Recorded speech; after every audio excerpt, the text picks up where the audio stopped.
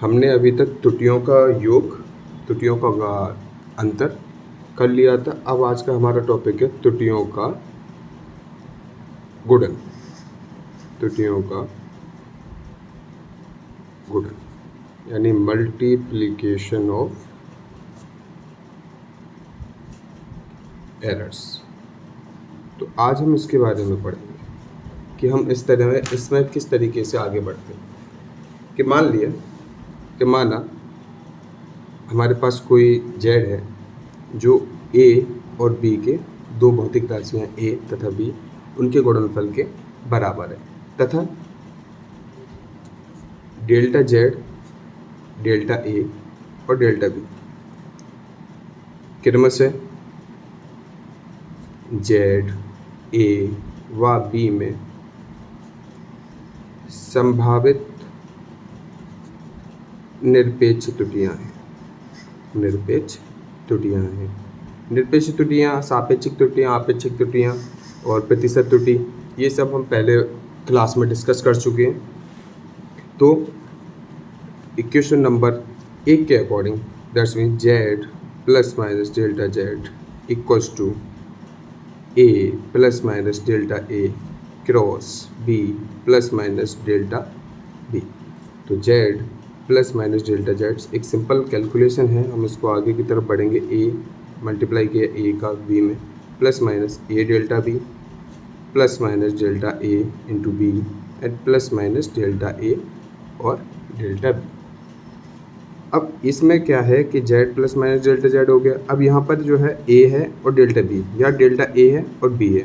अब delta A और delta B, delta A और डेल्टा बी, क्योंकि ये छोटी राशियाँ हैं, अल्प राशियाँ हैं, तो उनका जो गुणनफल भी होगा वो भी एक बहुत छोटा ही रहेगा। जैसे मान के चलो कि डेल्टा ए अगर हुआ 0.01 और डेल्टा बी हुआ 0.01, अगर मैं इन दोनों का मल्टीप्लाई करूँ delta A into delta B, तो 0.01 इंटू 0.0 यानी 0.0001, यानी जो डेल्टा ए 0.01 था, डेल्टा बी था 0.01। अब उनका जो गुणनफल मैंने निकाला तो वो उन दोनों से भी काफ़ी छोटा हो गया।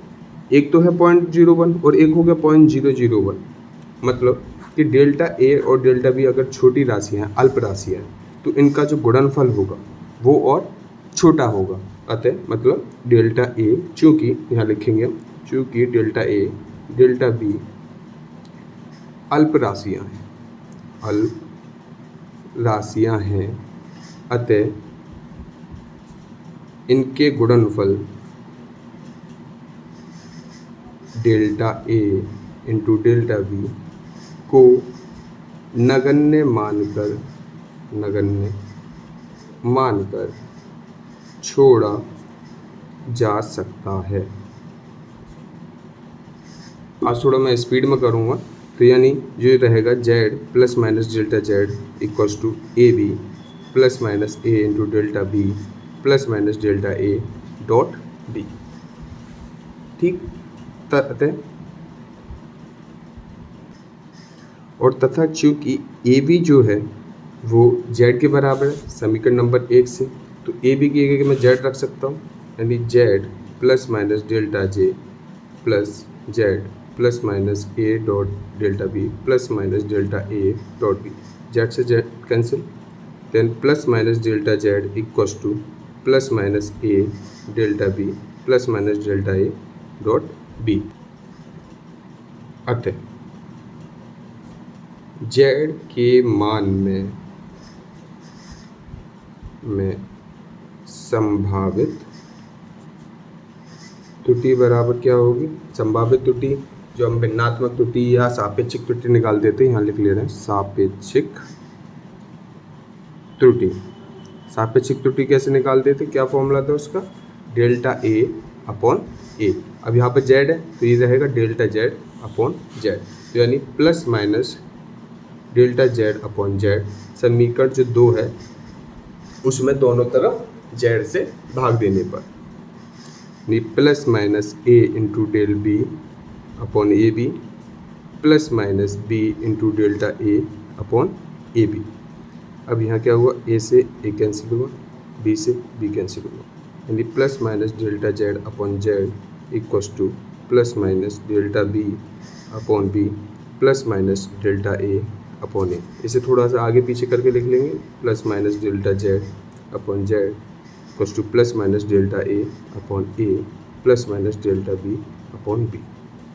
ये आया हमारा फाइनल समीकरण नंबर 3।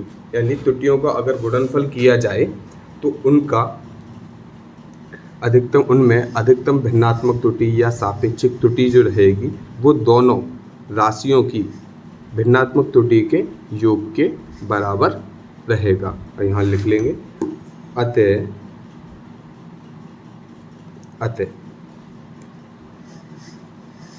गुणन में अधिकतम संभावित आपेक्षिक त्रुटि मापित राशियों में